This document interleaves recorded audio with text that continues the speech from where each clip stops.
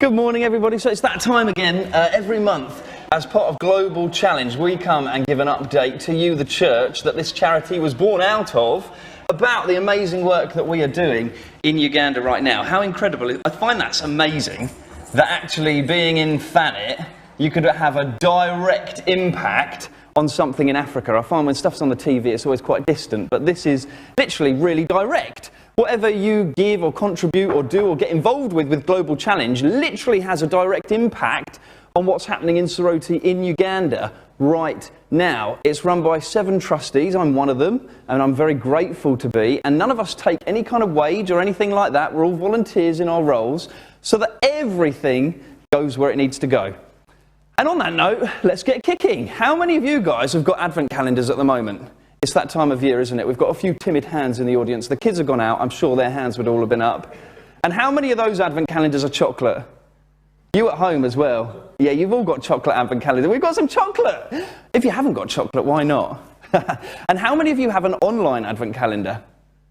Maybe not so many. Well, I've got an online advent calendar that I want to give to you and all of you guys as well. Global Challenge actually during Advent this year have an online advent calendar, and you could get your phone out right now. I'm actually encouraging you to get your phone out in church or while watching. You'll have to put it away in a minute, don't worry. But if you go on to your web browser, I'm going to come over here and then the people online can see. If you go to globalchallengecharity.com, you could do that right now. You'll come onto our home page, and then if you scroll down, oh look, we've got an advent calendar. And day 5 today is right down near the bottom. I'll find it, it's here. If you click on that, whoa, hello, we've got some information. It's come up at the top here. You can see all about that. And today is actually about some of our volunteers. And that's really exciting because without our volunteers in Uganda, we couldn't do any of the work that we do.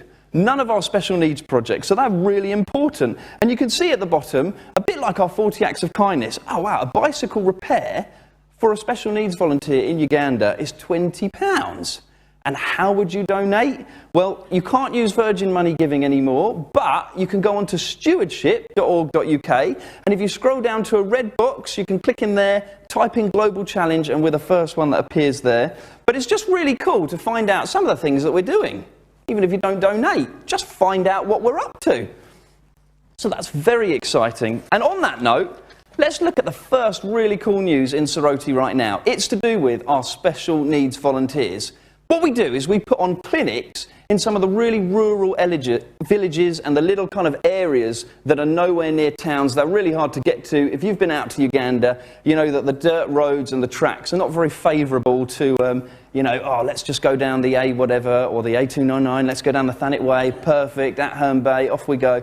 It's not really like that there. It's pretty rough. It's pretty difficult to get to. And the volunteers ensure that we can run these clinics in these places, and they make sure that all of the families and the children and the people who need to see our orthopaedic specialist can get there. They will get them there. So they get to a clinic and they get seen. And then our special needs coordinator can work out what's wrong with them, and he can prescribe any medication or any surgeries that they may need to have. So we're really grateful to those volunteers who allow all of that to happen, because it's really important.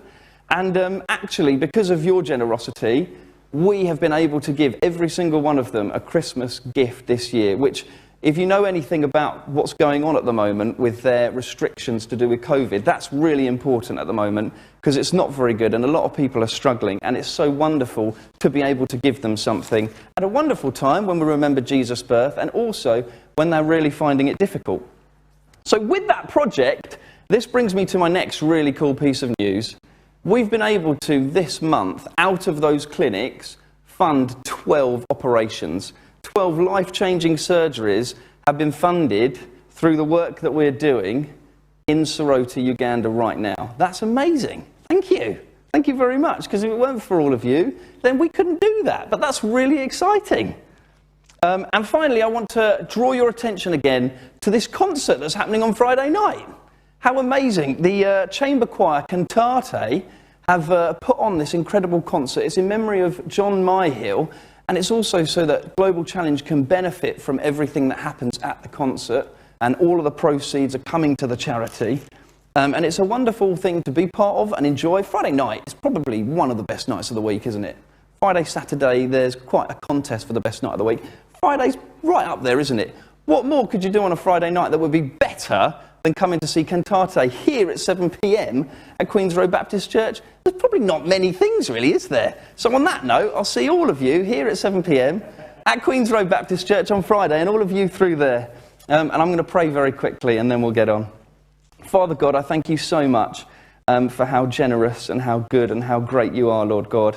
And I thank you so much that we've actually got this opportunity, that a charity could be born out of this church and have a direct impact on our brothers and our sisters and those poor, poor people out in Soroti, Uganda right now who are going through such a difficult time.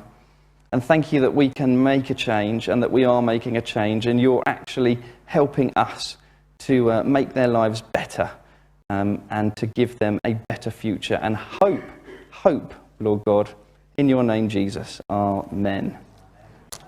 Thank you for listening. There you go, Steve. Nice, not Christmas jumper. Brilliant. Thanks, Tim. That's really exciting, isn't it? To think of all the impact we can have as a church here. What a joy that is. And I know lots of community groups are involved in it too. So thank you to them for all their support for these ongoing projects.